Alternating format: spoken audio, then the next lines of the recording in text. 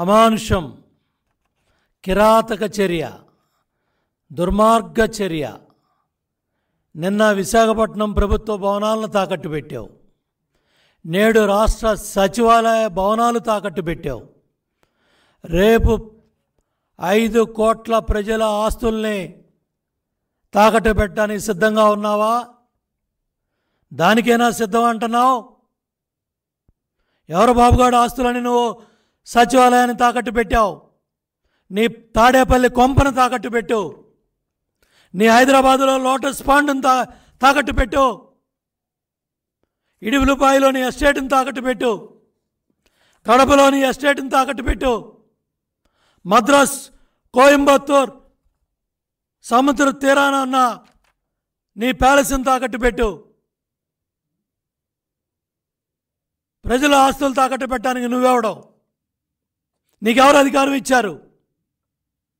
నవరత్నాల్లో చెప్పావా? నీ మేనిఫెస్టోలో చెప్పావా? పాదయాత్రలో ముద్దులు పెట్టేటప్పుడు చెప్పావా? బొగ్గలు నిమిరేటప్పుడు చెప్పావా? దుర్మార్గంగా మొన్న వైజాగ్లో 13 ప్రభుత్వ ఆస్తులు, భవనాలు, కాలేజీలు తాకట్టు పెట్టి 25,000 కోట్ల అప్పు తెచ్చావు. మద్యం పాపం సామాన్య ప్రజలు కాయ కష్టం చేసుకొని ఏదో సాయంత్రం పూట ఒక సీసా తాగే ప్రజల ఆరోగ్యాన్ని దెబ్బతీసి కొన్ని వేల మంది మహిళల తాలిబొట్లు తెంపి నాసిరకం మద్యం ప్రభుత్వ సీసాలో పోసి 1000 కోట్లు దోచుకుంటున్నావంటే జగన్ రెడ్డి నీకన్నా దుర్మార్గుడు ఈ భూప్రపంచం మీద ఉన్నాడా?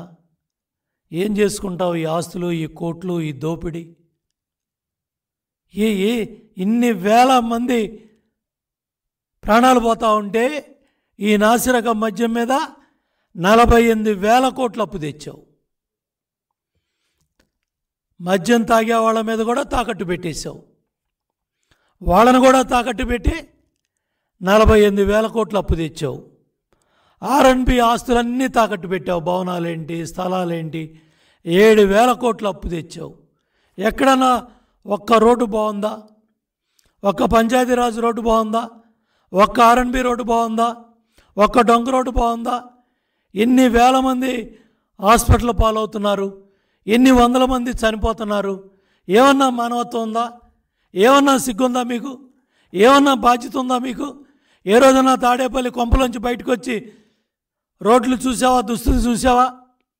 ఒకసారి ఆర్ఎండ్బి రోడ్ల మీద ప్రయాణం చేయి, ఒక్కసారి పంచాయతీరాజ్ రోడ్ల మీద ప్రయాణం చేయి. మీ ప్రభుత్వం బతికేంటో తెలుస్తుంది.